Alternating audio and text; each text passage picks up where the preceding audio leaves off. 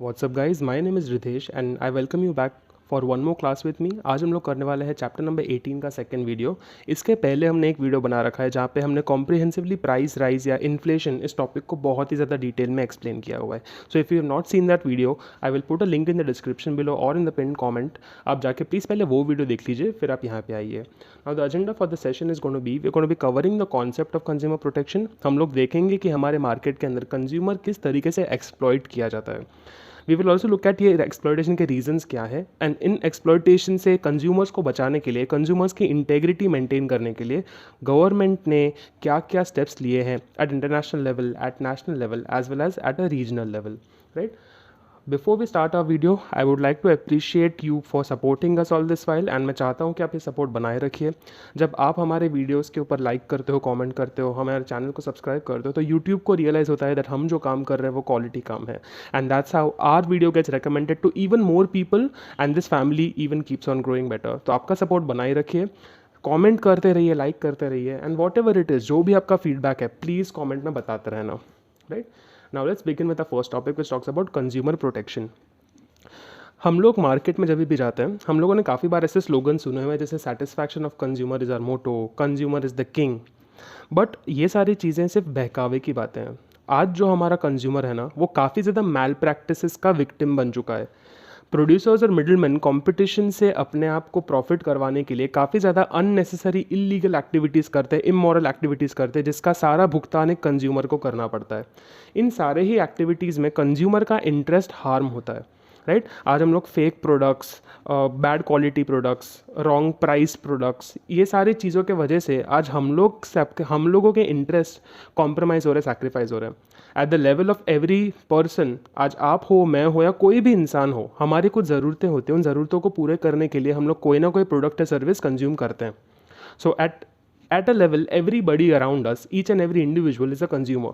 और अगर उसको जो चीज़ के लिए वो पैसे दे रहा है वही सेम चीज़ उसको नहीं मिल रही है, तो वो उसके साथ गलत हो रहा है।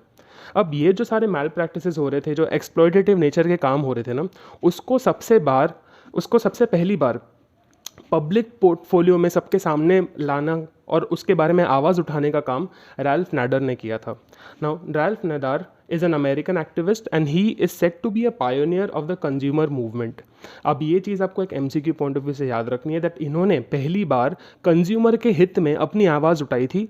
He got all the consumers together to speak up for this exploitative practices that were happening to them, right। अब consumer protection जो ये चीज़ है ना, कंज्यूमर प्रोटेक्शन तभी हो पाएगा जब कंज्यूमर खुद वो अवेयर होगा, राइट। अब कंज्यूमर प्रोटेक्शन है क्या exactly, what exactly do we mean by consumer protection. ये एक ऐसा सिस्टम है मार्केट प्लेस के अंदर जहाँ पे जब आप एज अ कंज्यूमर मार्केट में जाके कोई भी प्रोडक्ट या सर्विस खरीदते हो, आप ये प्रोडक्ट या सर्विस क्यों खरीद रहे हो, क्योंकि आपकी कोई नीड है, आपकी कोई ज़रूरत है।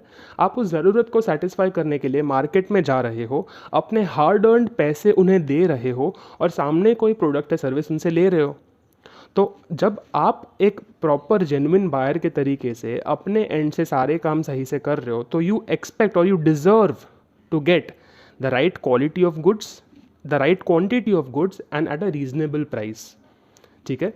सो ये क्या है consumer protection. Consumer protection refers to a system जहाँ पे कंज्यूमर को अपने नीड्स को सेटिस्फाई करने के लिए जो गुड्स एंड सर्विसेज चाहिए in exchange of money, free में नहीं मांग रहे हो आप, बिल्कुल आप उसके लिए अपने हार्ड अर्न पैसे लगा रहे हो। तो जब आप अपने हार्ड अर्न पैसे लगा रहे हो तो you should be assured that you get a good quality product at proper weight and at a reasonable price. जब ये सिचुएशन मार्केट में एग्जिस्ट करेगा तब हम बोल सकते हैं कि कंज्यूमर का करेक्ट इंटरेस्ट इज प्रोटेक्टेड। अगर सही क्वालिटी नहीं मिल रही है, सही क्वांटिटी नहीं मिल रही है, ओवर प्राइस प्रोडक्ट है, तो इन सारे ही केसेस में आप एज अ कंज्यूमर अपने इंटरेस्ट को खो रहे हो, आपके साथ कुछ गलत हो रहा है और आपको इसके लिए आवाज़ उठाने की ज़रूरत है, राइट। अब ये तो सिचुएशन है, ये आइडियल सिचुएशन है, ऐसा कंज्यूमर को मिलना चाहिए, ऐसा मार्केट में होना चाहिए। बट क्या मार्केट में ऐसी चीज़ें हो रही है? नहीं। मार्केट में आज कंज्यूमर जो है वो काफ़ी तरीके से एक्सप्लॉइट हो रहा है। आज हमें अंडर वेटेड प्रोडक्ट्स दिए जा रहे हैं। पैकेट के ऊपर लिखा होता है 500 ग्राम, आप पैकेट खाली करके उसका वेट वापस करते हो तो 450 या 400 ग्राम निकलता है। वो 100 ग्राम का आपसे पैसा लिया गया है बट आपको वो दिया नहीं गया, ये आपके साथ चोरी की जा रही है। You are not getting the right quantity for which you have paid your hard earn money. This is something which is wrong. दूसरा, डिफेक्टिव और फेक प्रोडक्ट्स। आज अगर आप मार्केट में जाओगे आपको बहुत जगह पे देखेंगे एयरपॉड्स की कॉपी मिल जाएगी आपको, काफ़ी जगह पे आपको जेन्युइन प्रोडक्ट बोल के फेक प्रोडक्ट बेचा जाएगा। शूज़ में होता है, कपड़ों में होता है, इलेक्ट्रॉनिक्स में होता है। आपको किया जा रहा है, you are paying for a product, आप एक जेन्युइन कस्टमर की तरह सही प्राइस पे कर रहे हो। अगर आप खुद जाके काउंटर फीट प्रोडक्ट खरीद रहे हो ना, अगर आप खुद जाके डुप्लीकेट प्रोडक्ट खरीद रहे हो तो वो आपका फॉल्ट है। बट अगर आप अपने एंड से जेन्युइन कस्टमर बन के ये समझ के एक प्रोडक्ट खरीद रहे हो कि वो एक जेन्युइन प्रोडक्ट है, जेन्युइन कमोडिटी है, और फिर अगर वो फेक निकलता है तो आपके साथ चोरी हो रही है, राइट? क्योंकि आपने जो प्रोडक्ट खरीदा है, आपने ये समझा कि ये जेन्युइन लेजिटिमेट प्रोडक्ट है, तो आपने उस हाई क्वालिटी के लिए अच्छा प्राइस पे किया है। बट जब आपको एक डिफेक्टिव या फेक प्रोडक्ट मिलता है तो आपके साथ जो प्रोड्यूसर है वो क्वालिटी की चोरी कर रहा है। कभी कभी ओवर प्राइस प्रोडक्ट्स मिलते हैं जो स्मगल किए हुए गुड्स होते हैं, जो गुड्स शॉर्टेज में गुड्स होते हैं। कभी कभी प्रोड्यूसर्स क्या करते हैं, आपको ज़्यादा प्राइस में बेचते हैं। आपने कहीं ना कहीं देखा होगा, अगर आप एक नया टू व्हीलर या फिर कार लेने के लिए जा रहे हो, कभी कभी डीलर्स भी ये चीटिंग करते हैं। आपको कहते हैं कि आप हमें 10,000 रुपये ज़्यादा दे दो, हम आपकी डिलीवरी टाइम के पहले करवा देंगे। क्यों हमें ये ज़्यादा पैसा देना चाहिए? अगर मार्केट में वो गाड़ी अवेलेबल है, अगर आपके पास स्टॉक में वो गाड़ी है, तो मैं उस गाड़ी को जल्दी लाने के लिए ज़्यादा पैसे क्यों दूँ? बट फिर भी मार्केट में ऐसी चीज़ें हो रही है। You are being over price for a commodity which you otherwise should have deserved in the capacity of a normal consumer. तो इस तरीके से आपके साथ गलत हो रहा है। You are being exploited because you are being over price for a thing which you can otherwise get for a reasonable price. चौथा पॉइंट आता है अडल्टरेटेड प्रोडक्ट। अब एडल्टरेटेड प्रोडक्ट का मीनिंग ये है कि आपने जो प्रोडक्ट लिया है उसके अंदर कुछ ना कुछ मिक्सिंग है। ये ज़्यादातर अगर आप देखो ना, अगर आप हेल्थ रिलेटेड या फिर आप जिम जाते हो या फिर आपके फैमिली में कोई जाता है, तो आपने देखा होगा कि प्रोटीन पाउडर ये जो चीज़ होती है ना, उसके अंदर आजकल मार्केट में बहुत एडल्टरेशन का प्रॉब्लम चल रहा है। होता क्या है, this product as such is very expensive. ये इतना एक्सपेंसिव है कि उसके अंदर आपने कुछ भी मिक्स कर दिया है तो किसी को पता नहीं चलेगा। तो बहुत बार ऐसा होता है कि उस प्रोडक्ट के अंदर आपको जो मिल रहा है वो जेन्युइन है या नहीं है, वो आपको पता ही नहीं रहता। आज for a matter of fact, आप जो सैनिटाइज़र उठा के लाते हो, क्या आपको पता है कि उसके अंदर जेन्युइनली सैनिटाइज़र है कि नहीं है? अल्कोहल लेवल जितना वो कवर पे लिखा हो उतना है कि नहीं? अगर उन्होंने ज़्यादा पानी डाल के दे दिया तो आपको समझ आ रहा है? हमें वो नहीं पता चलता। वो हमें तब तक नहीं पता चलता जब तक हमारे साथ कुछ गलत नहीं हो जाता। तो आज अगर किसी भी प्रोडक्ट के अंदर मिक्सिंग हो रही है, किसी तरीके का इंग्रेडिएंट जो प्रॉमिस किया गया है, जो पैकेट पे लिखा गया है, वो अगर आपको नहीं मिल रहा, तो बेसिकली बात यह है कि प्रोडक्ट को एडल्टरेट किया गया है। उसके जो ओरिजिनल इंग्रेडिएंट्स है उसमें कुछ मिक्सिंग की गई है। That is adulterated product, right? कभी कभी ऐसा होता है कि एज अ कंज्यूमर हम लोग सिर्फ प्रोडक्ट्स कंज्यूम नहीं करते, हम लोग सर्विसेज भी लेने जाते हैं। ठीक है, आपने टीवी के ऊपर एडवर्टीजमेंट देखा कि अर्बन क्लैप वाले किस तरीके से या अर्बन कंपनी वाले किस तरीके से घर पे एक सेफ एनवायरनमेंट में आके, फेस शील्ड पहन के, मास्क लगा के, डिस्पोजेबल चीज़ें यूज़ करके आपके लिए हेयर कटिंग का सर्विस ऑफर कर रहे हैं। And now when you call that person, आप क्या एक्सपेक्ट कर रहे हो कि जैसा टीवी में दिखाया वैसे ही टाइप का सर्विस आपको मिलेगा। बट जब आपने उस सर्विस को अवेल किया तब आपको रियलाइज़ हुआ कि टीवी में जो दिखा रहे हैं वो सिर्फ एक दिखावा है। रियलिटी में जो आपके साथ हो रहा है वो बिल्कुल ही अलग एक्सपीरियंस है। तो आपके साथ एक अनसेटिस्फैक्ट्री सर्विस का प्रॉब्लम है। आपको दिखाया कुछ और जा रहा था, आपको बताया कुछ और जा रहा था, और आपने जो एक्सपीरियंस किया वो कुछ और ही है, right? So you will be unsatisfied with the kind of services that are given. बहुत बार प्रोड्यूसर्स क्या करते हैं, आर्टिफिशियल स्कैर्सिटी क्रिएट करते हैं। हमने प्राइस राइज में भी देखा था, वो लोग होल्ड करते हैं गुड्स को, शॉर्टेज क्रिएट करते हैं, उनके पास स्टॉक में है बट देंगे नहीं। फिर क्या करेंगे, उसकी काला बाजारी करेंगे, ब्लैक मार्केटिंग करेंगे उससे, राइट? एंड उससे वो ज़्यादा प्रॉफिट कमाने की कोशिश करेंगे। गैस सिलेंडर्स के केस में ऐसा होता है। जब आपका गैस सिलेंडर, अभी तो ठीक है अदानी पीएनजी बहुतों के घर में आ गया है, बट अगर आपके पास गैस सिलेंडर नहीं है और आपको तुरंत अर्जेंट में वो चाहिए, तब ब्लैक में गैस सिलेंडर खरीदते हो। तो इसमें भी हो क्या रहा है, आर्टिफिशियल स्कैर्सिटी क्रिएट करके आपको ओवर प्राइस किया जा रहा है फॉर अ प्रोडक्ट। अब लास्ट के जो 2 पॉइंट्स आप देख रहे हो ना, फॉर कंज्यूमर एक्सप्लॉयटेशन, ये कंज्यूमर के खुद के प्रॉब्लम है। पहला प्रॉब्लम है लैक ऑफ इन्फॉर्मेशन, जहाँ पे कंज्यूमर को कुछ चीज़ें पता ही नहीं है। एंड सेकंड है नेग्लिजेंस ऑफ द कंज्यूमर। जब मैं लैक ऑफ इन्फॉर्मेशन की बात करता हूँ ना, तो काफ़ी बार ऐसा होता है कि कंज्यूमर को पता नहीं रहता कि पर्टिकुलर प्रोडक्ट में क्या चीज़ चेक करनी है, क्या चीज़ नहीं चेक करनी, राइट? क्योंकि आज जब भी हम लोग बात करते हैं अबाउट अ फ़ोन, तो फ़ोन में आपको ये देखना चाहिए कि आपका IMEI नंबर जो है वो प्रॉपर है कि नहीं। आप एक सेकेंड हैंड गाड़ी खरीदने जा रहे हो तो आपको चेक करना चाहिए कि ये एक्सीडेंटल या चोरी की गाड़ी है या नहीं। अगर आपने वो चेक नहीं किया क्योंकि आपको पता नहीं है, तो वो आपकी गलती है, आप इस वजह से एक्सप्लॉइट हो सकते हो। आपको इन्फॉर्मेशन रखनी चाहिए, आपको वो चीज़ चेक करनी चाहिए। अगर आपको इन्फॉर्मेशन नहीं पता तो आप कहीं ना कहीं एक्सप्लॉइट हो सकते हो, दूसरी चीज़, अगर आपको इन्फॉर्मेशन पता है बट फिर भी आप वो नहीं करते हो, आप भूल जाते हो, तो आपके एंड से आप नेग्लिजिबल हो। जैसे हम सबको पता है कि कोई भी कंज्यूमेबल कमोडिटी आप जब लेने जाते हो तो आपको उसका एक्सपायरी डेट चेक करना चाहिए, ये हम सबको पता है। बट हम में से कितने लोग एक्चुअली उस प्रोडक्ट को कंज्यूम करने से पहले एक्सपायरी डेट चेक करते हैं? बहुत कम। So this shows that as a consumer you are being negligent. तो अगर वो नेग्लिजेंस की वजह से अगर आपके साथ कुछ बुरा हो जाता है तो हु इज़ टू ब्लेम? आप खुद को ही ब्लेम करोगे। तो as a consumer we must have all the information which is necessary, we must not be negligent. हमें बहुत ज़्यादा अवेयर रहना है, हमें बहुत ज़्यादा अलर्ट रहना है, क्योंकि हमारे साथ कभी भी कुछ भी बुरा हो सकता है। ठीक है, तो ये सारे अलग अलग चीज़ें थे जो थे कंज्यूमर एक्सप्लॉयटेशन के बारे में। ठीक है, now we gonna look at the various reasons why consumer exploitation happens. सबसे पहली बात है इररिस्पॉन्सिबल कंज्यूमर, जो हमने लास्ट के 2 पॉइंट्स देखे थे फॉर द एक्सप्लॉयटेशन, जिसमें हमने देखा था कि कंज्यूमर कभी कभी इन्फॉर्मेशन नहीं निकालता, कंज्यूमर कभी कभी अवेयर नहीं होता, कंज्यूमर काफ़ी नेग्लिजेंट होता है।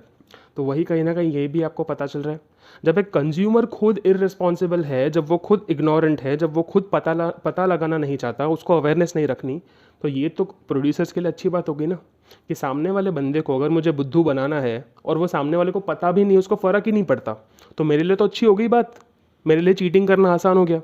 तो because a consumer is irresponsible, it becomes easy for a producer to exploit the consumer. That is the first point. Second चीज़, कभी कभी क्या होता है ना, काफ़ी ज़्यादा लिमिटेड इन्फॉर्मेशन प्रोवाइड की जाती है। जब आप कोई भी प्रोडक्ट परचेस करते हो, वो प्रोडक्ट के साथ काफ़ी बड़ी पर्ची आती है, एक बुकलेट आती है। आप लोगों ने इतने बार मोबाइल फ़ोन्स खरीदे होंगे, आपने कभी भी बुकलेट खोल के पढ़ी है? आई एम श्योर कोई नहीं पढ़ता, राइट। इसके पीछे का रीज़न क्या है? कंज्यूमर्स को प्रोड्यूसर्स बताना ही नहीं चाहते कि आप कौन से चीज़ों के लिए एलिजिबल हो, कौन सी चीज़ों के लिए एलिजिबल नहीं हो। काफ़ी ज़्यादा टर्म्स एंड कंडीशंस आपको उस वक्त बता ही नहीं जाते, राइट। जब आप लाइफ इंश्योरेंस लेते हो, जब आप मेडिक्लेम लेते हो, तो आपको बहुत बोला जाता है कि हाँ हाँ आप टेंशन मत लो, अगर आपके साथ कुछ बुरा होगा तो हम बैठे हैं, हम लोग आपका ध्यान रखेंगे। फिर जब आप हॉस्पिटल में जाते हो, आपका ट्रीटमेंट होता है, फिर आप इंश्योरेंस कंपनी के पास जाके पैसे मांगते हो, तो बोलते हैं अरे नहीं नहीं सॉरी, ये तो हमारे टर्म्स एंड कंडीशन में लिखा हुआ नहीं है, आपने पढ़े नहीं। तो ये होता क्या है, कभी कभी terms conditions, warranty, guarantee, return policy, ये सारी की सारी चीज़ें जो लिखी हुई होती है ना, वो अच्छे से कंज्यूमर को बताई नहीं जाती। मेन टारगेट जो प्रोड्यूसर का होता है वो ये होता है कि कुछ भी करके चीज़, सर्विस या प्रोडक्ट बेच दो कंज्यूमर को। एक बार उसके पास से पैसा आ गया, फिर झक मराने जाए कंज्यूमर, उसके साथ अच्छा हो रहा है बुरा हो रहा है, उससे प्रोड्यूसर को कुछ फ़र्क ही नहीं पड़ता। तो हम लोग एज प्रोड्यूसर्स, वो लोग बहुत कम इन्फॉर्मेशन प्रोवाइड करते हैं। तो हमें एज कंज्यूमर्स क्या करना चाहिए? We should take time, we should read and we should ask a lot of questions in terms of whatever are the terms and conditions of using a product. तो आप 1000 सवाल पूछिए, आप हर चीज़ राइटिंग में लीजिए किसी के पास पे। जस्ट बिकॉज कोई एक बंदा मुंह से कुछ बोल रहा है, इसका मतलब ये नहीं है कि आप उसको एक्सेप्ट करोगे, उसके पास से लिखावट में ले लो, राइटिंग में ले लो, राइट। एंड फिर जब आप एक वेल इन्फॉर्म्ड कंज्यूमर बनोगे तो आपके साथ चीटिंग होने के चांसेस कम हो जाएंगे, क्योंकि सामने वाले को पता चलेगा कि बॉस ये बंदा ना पढ़ा लिखा है, इस बंदे के साथ हम चीटिंग नहीं कर सकते, वरना ये हमारी बैंड बजा देगा। ठीक है। Third point is limited supply. अब बहुत बार ऐसा होता है कि कंज्यूमर एक्सप्लॉइट इस वजह से हो जाता है क्योंकि प्रोड्यूसर्स जो है ना, वो मार्केट के अंदर क्या करते हैं, होल्डिंग करते हैं, आर्टिफिशियल स्कैर्सिटी क्रिएट करते हैं, राइट। अब इसके चलते होगा क्या, कंज्यूमर को अगर उसकी नीड बहुत अर्जेंट है तो वो ज़्यादा प्राइस दे के ब्लैक मार्केटिंग का एक विक्टिम बन जाएगा। जब आप मेडिसिन की बात करते हो, जैसे अभी कोरोना वायरस के टाइम पे जो थोड़ी थोड़ी दवाइयाँ आ रही, थोड़े जो इंजेक्शन्स आ रहे हैं, उसका आपको भी पता है कि एमआरपी बहुत कम है, बट उसको 5 या 6 टाइम्स मार्केट, मतलब if the injection is available for 5000, people are paying almost upwards of 25,000 to 30,000 rupees for that 5000 का इंजेक्शन। क्यों? क्योंकि एक आर्टिफिशियल स्केर्सिटी क्रिएट की गई है, और जब आपको उस चीज़ की बहुत अर्जेंट ज़रूरत होती है तो आप कुछ भी करके कुछ भी प्राइस देने के लिए रेडी हो। सो एज अ रिजल्ट होगा क्या, आप एक्सप्लॉइट होने वाले हो। जब एक पर्टिकुलर एसेंशियल चीज़ की सप्लाई लिमिटेड हो जाती है तो कंज्यूमर कुछ भी प्राइस देने के लिए रेडी होता है, एंड एज अ रिजल्ट होगा क्या, आप एज अ कंज्यूमर ही एक्सप्लॉइट होने वाले हो। उसका तो प्रॉफिट ही हो रहा है, उसको तो वैसे भी 5000 में बेचना था, बट वो आपके ज़रूरत का गैर फ़ायदा उठा रहा है और आपको ज़्यादा प्राइस पे करना पड़ रहा है। Now the last point talks about limited competition. Now this point is something which is very relevant. आपको अपने आसपास से चीज़ देख के कुछ चीज़ें समझनी चाहिए, राइट। जब हम लोग बात करते हैं अबाउट कंपटीशन ना, ज़्यादा कंपटीशन कंज्यूमर के लिए हमेशा फेवरेबल होता है। क्यों? अगर आप एक पर्टिकुलर, आप सपोज सीजी रोड पे जा रहे हो, सीजी रोड पे आप शॉपिंग करने जा रहे हो, आप एक दुकान में जाते हो, आपको एक दुकान में एक चीज़ अच्छी लगती है, बट फिर भी आप क्या बोलते हो कि नहीं ये बाजू वाले दुकान वाला तो सस्ते में बेच रहा है, तो आपके पास एक नेगोशिएटिंग पावर आ जाता है। बिकॉज मार्केट में आपके पास ऑप्शंस अवेलेबल हैं, तो आप नेगोशिएट कर सकते हो, आपके पास ऑप्शन है, आप अच्छी डील अपने लिए लेके आ सकते हो। बट अगर मार्केट में कंपटीशन ही नहीं हो तो आपके पास कोई ऑप्शन ही नहीं बचता। फिर सेलर क्या बोलेगा, मैं अकेला हूँ बेचने वाला, लेना हो तो लो वरना भाड़ में जाओ। तो एज ए रिजल्ट होगा क्या, जैसे जैसे मोनोपोली क्रिएट होती रहती है वैसे वैसे मार्केट के अंदर एक्सप्लॉयटेशन बढ़ता रहता है, राइट। अब धीरे धीरे हम लोग एक मोनोपोली की तरफ बढ़ते जा रहे हैं, धीरे धीरे काफ़ी ज़्यादा कंपनीज बंद होती जा रही है, धीरे धीरे एक कंपनी बहुत ज़्यादा मार्केट में आ रही है। अभी तक उसने मोनोपोली किया नहीं है, अभी तक लोगों को वो काफ़ी ज़्यादा सर्विसेज सस्ते दामों पे दे रहे हैं, बट एक दिन शायद आ सकता है जहाँ पे कहीं ना कहीं वो अपने प्राइजेस को बढ़ा देंगे, वो मोनोपोली क्रिएट कर देंगे, अपनी क्वालिटी गिरा देंगे, अपनी प्राइसिंग बढ़ा देंगे। ये चीज़ हमारे लिए एक वार्निंग कॉल है। हमारी गवर्नमेंट इस चीज़ के लिए कुछ कर नहीं रही है और हम कंज्यूमर सिर्फ बैठ के सिर्फ देखे जा रहे हैं। मैं इस कंपनी का नाम नहीं लूँगा, बट आप सबको पता है मैं किस कंपनी के बारे में बोल रहा हूँ। अगर आपको पता है कमेंट करके बताना कौन सी कंपनी के बारे में बात कर रहा हूँ मैं, राइट। सो आई होप आपको ये रीजंस फॉर कंज्यूमर एक्सप्लॉयटेशन जो है वो समझ में आए। अब अगर ये कंज्यूमर एक्सप्लॉयटेशन हो रहा है तो हमें कंज्यूमर को प्रोटेक्ट करने की भी ज़रूरत है। जहाँ जहाँ पे हम प्रॉब्लम के बारे में बात करते हैं वहाँ सोल्यूशन के बारे में बात करना भी ज़रूरी हो जाता है। अब कंज्यूमर प्रोटेक्शन ये जो कॉन्सेप्ट है ना, ये कॉन्सेप्ट के बारे में इंडिया के अंदर भी बहुत सालों से, एंशियंट टाइम से बात की जा रही है, right. So the first time when we talked about the concept of consumer protection was in Kautilya's Arthashastra. ये अर्थशास्त्र जो है इट्स अ बुक जहाँ पे कौटिल्य जी ने बात की थी about the misbehaviour that the consumers have to face, किस तरीके से एक्सप्लॉयटेशन किया जाता है कंज्यूमर का, और जब ऐसी चीज़ें होती है तो ट्रेडर्स को किस तरीके से पनिशमेंट दी जानी चाहिए। अगर किसी को पनिश किया जा रहा है इसका मतलब ये है कि वो एक्शन अनएक्सेप्टेबल है, वो एक्शन सही माना नहीं जा रहा, राइट। तो जब भी कोई पर्सन अंडर मेजरमेंट करता है, एडल्टरेशन करता है, डुप्लीकेसी करता है, तो इन सारे ही केसेस में उस टाइम पे कौटिल्य का अर्थशास्त्र तो बहुत एंशियंट किताब है, उस टाइम पे भी ट्रेडर्स को किस तरीके की पनिशमेंट दी जाती थी उसका मेंशन किया गया है। सो इंडिया के रेफरेंस में एंशियंट टाइम में कौटिल्य के अर्थशास्त्र में पहली बार कंज्यूमर प्रोटेक्शन की बात की गई थी। ये आपको एमसीक्यू के पॉइंट ऑफ व्यू से ज़रूरी हो जाएगा। Now apart from that if you talk about the modern times, तो मॉडर्न टाइम्स में कंज्यूमर लेजिस्लेशंस जो है उसको मैंने 3 कैटेगरी में डिवाइड कर रखा है। कुछ लेजिस्लेशन इंटरनेशनल लेवल पे हुए थे, कुछ लेजिस्लेशन नेशनल लेवल पे हुए थे, और कुछ लेजिस्लेशन रीजनल लेवल पे हुए थे। अब इन्हीं के बारे में हम लोग थोड़ा सा पढ़ेंगे। Now when I talk about the legislations at the international level, 1962 में यूएस के प्रेसिडेंट जॉन एफ कैनेडी ने 4 राइट्स टू कंज्यूमर प्रेजेंट किए थे। प्रेजेंट करना मतलब क्या, लोगों तक बताना दैट एज अ कंज्यूमर आपको ये 4 राइट्स आपके पास होने चाहिए, राइट। एज अ कंज्यूमर आपको अलर्ट होना चाहिए, ये आपका ये अधिकार है, this is a right that you have been given, and आपको ये अधिकार अपनाना चाहिए। बट ये अभी तक क्या किया था, उन्होंने सिर्फ बताया था, लोगों के सामने पेश किया था। बट जस्ट बिकॉज प्रेसिडेंट ने कोई एक चीज़ पर्टिकुलर बोली उसका मतलब ये नहीं है कि वो राइट एनफोर्स हो जाएगा। राइट को एनफोर्स करने के लिए उस राइट को नोटिफाई करना ज़रूरी है। सो जो चीज़ 1962 में बोली गई ना, वो 1983 में एक ऑर्गेनाइजेशन है कंज्यूमर इंटरनेशनल, उन्होंने क्या किया, उन्होंने ये राइट्स को नोटिफाई कर दिया। मतलब अब अगर ये राइट्स के अगेंस्ट अगर आपको ये राइट नहीं मिलता तो आप कंप्लेन दर्ज करा सकते हो, क्योंकि यह भी लिखा गया लॉ है, this particular rights have been notified now. अब अगर आपके राइट्स कोई नहीं मान रहा है या और you feel that your rights are not being availed, you are being exploited, तो you can come to this organization consumers international and you can file a complaint against the person who is not allowing you to enable that right, ठीक है। अब जब भी ऐसी चीज़ों के बारे में बात होती है ना, when we talk about rights, when we talk about things like this is more like a public movement. और कोई भी चीज़ को पब्लिक डोमेन में ज़्यादा स्पेशल करने के लिए, लोगों के दिमाग में उसको फ्रेश रखने के लिए, रिमाइंड करवाने के लिए हम लोग डेज सेलिब्रेट करते हैं, राइट, उसकी अवेयरनेस बढ़ाने के लिए। उसी तरीके से 15 मार्च को वर्ल्ड कंज्यूमर डे मनाया जाता है, जहाँ पे हम लोग कंज्यूमर के इंटेग्रिटी, कंज्यूमर के सेफ्टी, कंज्यूमर के प्रोटेक्शन के बारे में लोगों के बीच में अवेयरनेस स्प्रेड करते हैं। नाउ इसी चीज़ को आगे एक्सटेंड करते हुए 1983 में कंज्यूमर्स इंटरनेशनल ने नोटिफाई किए थे राइट्स, ठीक है। अब 1985 इसी के 2 साल बाद यूनाइटेड नेशंस ने कुछ गाइडलाइंस इशू किए थे। गाइडलाइंस, ठीक है, फॉर कंज्यूमर प्रोटेक्शन, एंड उन्होंने 8 बेसिक कंज्यूमर राइट्स के बारे में दुनिया को बताया। अब गाइडलाइंस का बेसिक लॉजिक क्या है? गाइडलाइन का मीनिंग ये है कि आपको एक ऑप्शन दिया जाएगा, सारे कंट्रीज़ को एक चीज़, एक लीगल स्ट्रक्चर बताया जाएगा जिसको वो अपने कंट्री में भी इम्प्लीमेंट कर सकते हैं। सो उन लोगों ने एक स्ट्रक्चर दे दिया, एक गाइडलाइन दे दिया। गाइडलाइन को फॉलो करना, कैसे इम्प्लीमेंट करना, वो कंट्रीज़ के ऊपर डिपेंड करता है।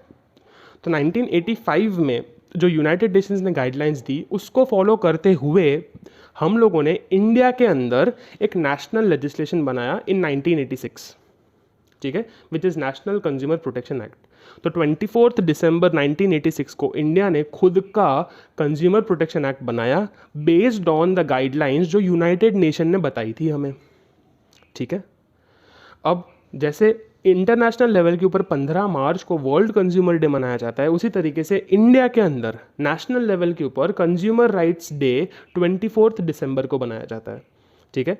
तो 24 दिसंबर इज़ नेशनल इंडिया का कंज्यूमर राइट्स डे, जबकि 15 March is world level global consumer day, world consumer day. ये दोनों में डिफरेंस आप समझना।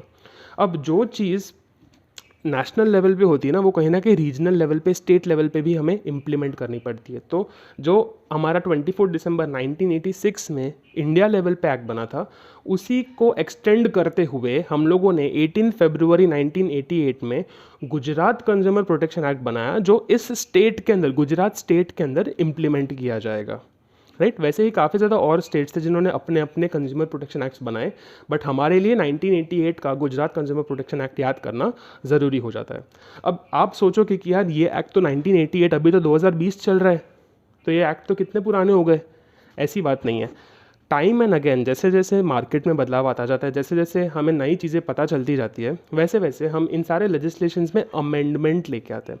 अमेंडमेंट का मीनिंग क्या है? चेंजेस। ऐसे चेंजेस जो करंट सिनेरियो में कंज्यूमर के प्रोटेक्शन के लिए रेलेवेंट है, वैसे चेंजेस हम लोग इन एक्ट्स में लेके आते रहते हैं, जिसके थ्रू कंज्यूमर के लिए हम लोग एक वेल प्रोटेक्टेड एनवायरनमेंट क्रिएट कर सकें। पहले के ज़माने में जब हम लोग 1980s की बात करें, 1990s की बात करें, इतने ऑनलाइन ट्रांजैक्शंस नहीं हुआ करते थे। आज majority of the transactions online हो गए, हम पढ़ भी ऑनलाइन रहे, राइट। तो काफ़ी ज़्यादा ऐसे एक्सप्लॉयटेशंस ऑनलाइन भी होना शुरू हो गए। तो एज अ कंज्यूमर अगर आपके साथ कोई ऑनलाइन फ्रॉड होता है, तो भी आपको कंज्यूमर प्रोटेक्शन में प्रोटेक्शन देने के लिए उनको वो एक्ट अमेंड तो करना पड़ेगा। तो जैसे जैसे चेंजेस आते हैं, जैसे जैसे टाइम बदलता है, कंज्यूमर बदलता है, मार्केट बदलता है, वैसे वैसे इन एक्ट्स में भी चेंजेस आते रहते हैं। आई होप ये आपको, ये जो स्ट्रक्चर मैंने दिया वो आपको समझ में आ रहा होगा। इसके बाद आपको शायद वो जो पैराग्राफ टेक्स्ट बुक में दिया है वो इतना बोरिंग ना लगे, राइट। 22 मिनट के ऊपर ये वीडियो हो गया है। I will keep this video till here. In the next video we will cover the concepts of consumer, किसको बोला जाता है, डेफिनेशन ऑफ कंज्यूमर क्या है, rights duties of a consumer क्या है, कंज्यूमर प्रोटेक्शन के लिए और क्या क्या मेजर्स लिए गए। यहाँ पे तो कंज्यूमर प्रोटेक्शन की बात की गई, राइट, बट और मेजर्स क्या है, एक्चुअली इंप्लीमेंट कैसे किया जाता है कंज्यूमर प्रोटेक्शन। एंड अगर आप एक कंज्यूमर हो, आप एक्सप्लॉइट हो रहे हो, तो आपको किस तरीके से कंज्यूमर कंप्लेंट फाइल करनी चाहिए उसके बारे में देखेंगे, एंड हमारा चैप्टर वहाँ पे कंप्लीट होगा, right. So this was the second video. इसके बाद एक और वीडियो बनेगा और उसके बाद ये चैप्टर जो हमारा है वो कंप्लीट हो जाएगा। I hope you enjoyed this. That's gonna be all from me today. Thank you so much.